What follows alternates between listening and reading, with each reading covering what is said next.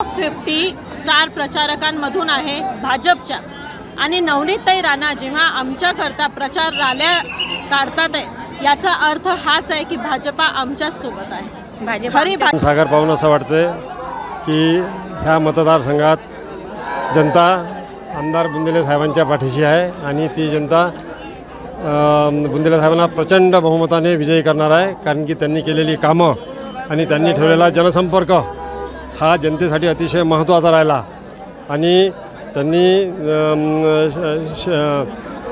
पांधन रस्त्याचे कामं, इलेक्ट्रिफिकेशनचे कामं वगैरे फार मोठ्या प्रमाणात आपल्या मतदारसंघात केलेली आहे आणि ते एकमेव आमदार असे आहेत की त्यांनी नरेंद्र मोदीजींच्या नेतृत्वात, देवेंद्र फडणवीसजींच्या नेतृत्वात आणि भारसाकळे साहेबांच्या मार्गदर्शनात त्यांनी 1800 कोटी रुपयाचे कामं मागच्या टर्ममध्ये केलेली आहे आणि ह्या मतदारसंघाला अशाच आमदाराची आवश्यकता आहे जेणेकरून ह्या मतदारसंघाचा विकास होईल आणि जनतेला त्यांचा लाभ मिळेल।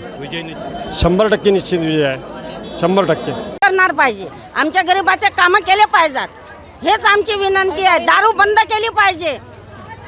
दुसरी गोष्ट, भांडणं नसले पाहिजेत। आमच्या घरात दारू पायी भांडणं होतात, जीव जातात आणि घरं पाहिजेत आम्हाला। आमच्या गरिबाच्या लेकराचे लग्न नाही होऊन राहिले, आम्हाला जागा नाही, घरं नाही। आम्ही काय करावं गरिबांना? असा आमदार पाहिजे आम्हाला की आमची गरिबाची केअर घेतली पाहिजे। असा कोणता आमदार? नवनीत राणा आहे, बुंदेले साहेबात। हा, जे विकास करतील तो आमदार आमचा। कोणता आमदार विकास?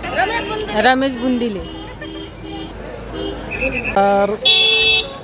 बुंदेले भाऊ सारखाच विकास, याआधी पण ते आमदार होऊन गेले आणि त्यांचं नेतृत्व पण चांगलं आहे आणि त्यांचे जे कामं आहेत तेही चांगले मागच्या काळात होऊन गेले आणि भाजपसोबत त्यांचं कार्य आहे, मित्रपक्ष आहेत ते त्यांच्याशी आणि नवनीतताई यांचा आपला सपोर्ट आहे त्यांना।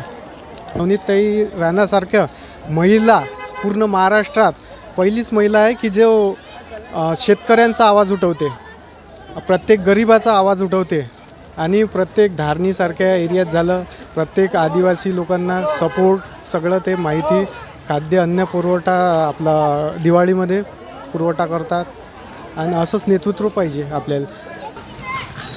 आता हे जे विधर्मी लोक असतात हे पुढे पुढे वाढत जाणार आहे विधर्म। जर आपण सावध झालो नाही तर पुढच्या येणाऱ्या 2040 किंवा 45मध्ये या भारतावर पूर्णपणे मुघल सत्ता असणार आहे आणि त्या सत्तेत आपल्या सामान्य जनतेला, इथल्या भारतीय जनतेवर अन्याय, अत्याचार, आज लोक खल्लारमध्ये महिलांवर थुकत आहे, खुर्च्या फेकत आहे। उद्या जर यांची पूर्णपणे सत्ता आली तर ते उभ्याने मुतणार आहेत त्या अंगावर। सरळ शब्दात जर म्हटलं तर तुमच्या समोर मुततील ते महिलांवर। असा इतका अत्याचार, इतका दुराचार पुढे येणाऱ्या 2040मध्ये होणार जर आज आपण सावध झालो नाही तर।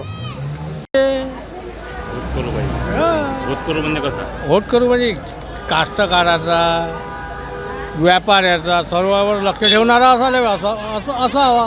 असा आमदार कोणता वाटतं तुम्हाला? उमेदवार कोणता वाटते? आता हे दोनच आहे रे आपले।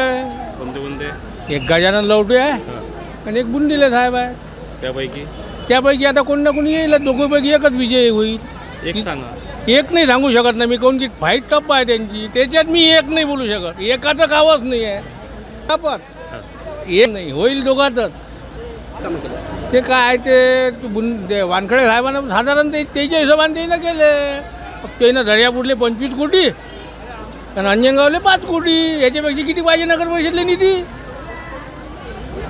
आता काय अपेक्षा आहे तुम्ही? त्यापेक्षा आता पुढे पहा काय करायला लागते, तर जनतेनं ठरवा।